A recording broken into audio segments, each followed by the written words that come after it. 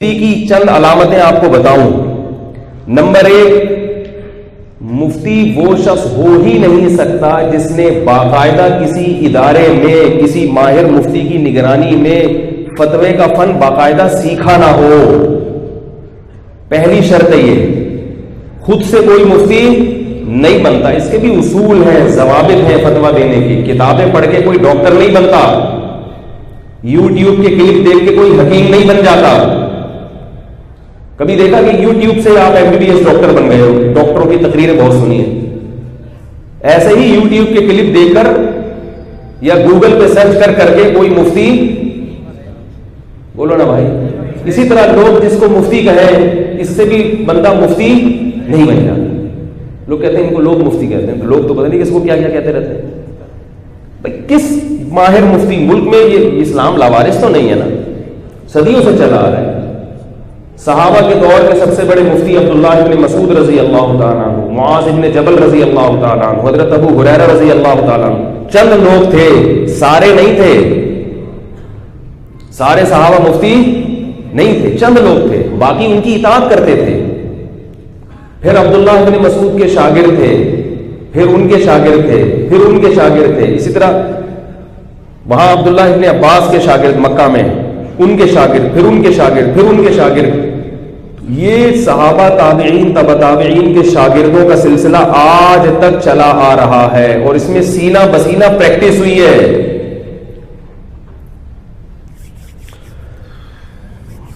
آ رہا ہے نا؟ تو ہاں بول دیا کریں.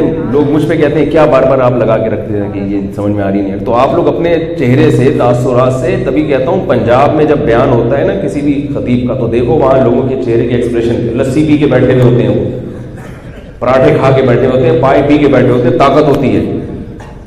کراچی میں صحت نہیں ہے، صحت نہیں، اس لیے ایسے مرجائے بیٹھے ہوتے ہیں. تو تھوڑا سا ساتھ دیں گے میرا. تو مفتی جو ہے نا، یہ سینہ بسینہ پریکٹس عملی طور پر، جیسے ڈرائیونگ سکھائی جاتی ہے نا، اسٹیئرنگ پہ بٹھا کے پھر بتایا جاتا ہے کہ گیئر لگاؤ اور چلاؤ. ایسا نہیں ہوتا کہ کتاب پکڑا دی گاڑی چلانے کا طریقہ، یا یوٹیوب پہ آپ نے دیکھ لیا گاڑی چلانے کا صحیح طریقہ اور آپ نے چلانا شروع کر دیا. انگلی پکڑ کے بندہ سکھاتا ہے. ایسے ہی افتاء کا فن باقاعدہ ایک فن ہے جو ماہر مفتیان کرام انگلی پکڑ کے اس میں آپ کو اس لائن میں چلانا سکھاتے ہیں. تو پہلی شرط کیا ہے؟ یہ سلسلہ آپ کا محمد صلی اللہ علیہ وسلم سے ملتا ہو. دوسری شرط ہے کہ پریکٹس ہو، آپ کی پریکٹس ہو.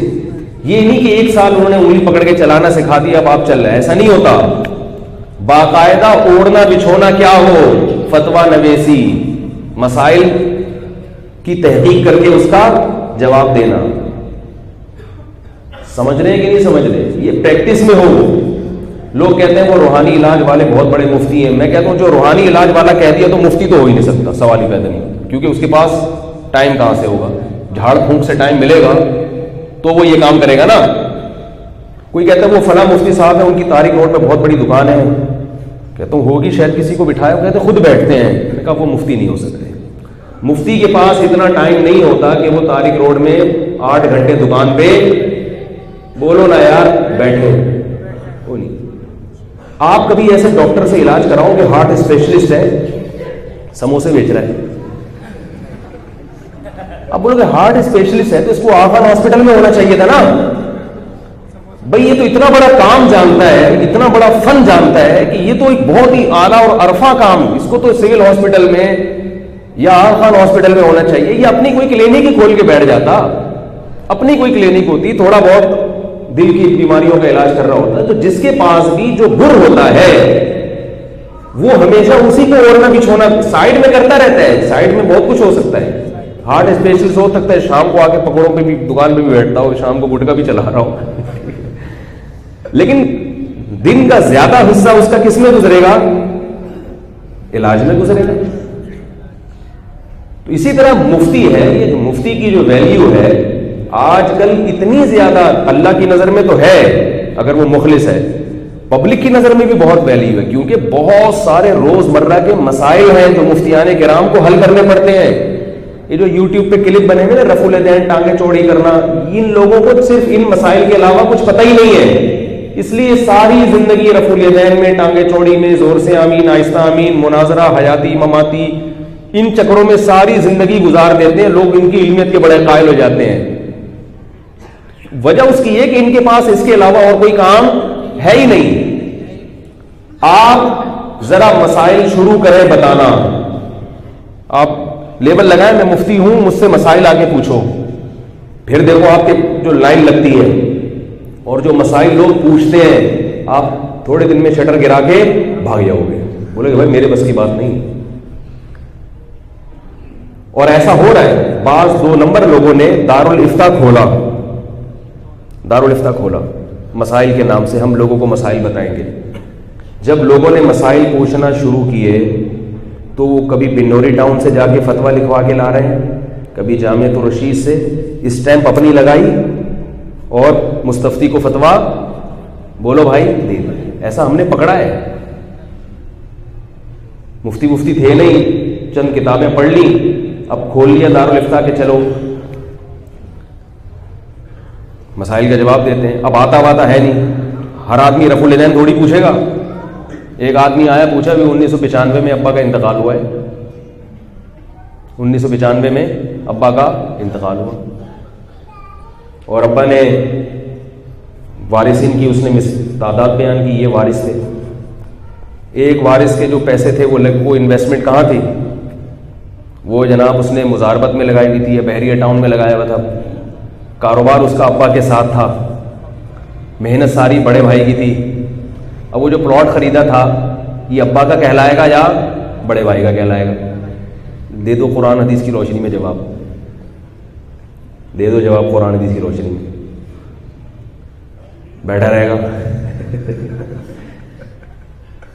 صرف یہ تو بڑے بڑے مسائل ہیں، وراثت اور بہت مسائل ہیں اس میں، یہ تو بڑے بڑے مسائل ہیں، چھوٹے چھوٹے مسائل، طہارت کے مسائل کا جواب نہیں دے سکتے، پاکی ناپاکی کے مسائل کا جواب نہیں دے سکتے بس، اور جو دیتے بھی ہیں تو پھینک رہے ہوتے ہیں، اسی وقت بیٹھا سوچا پھینک دی۔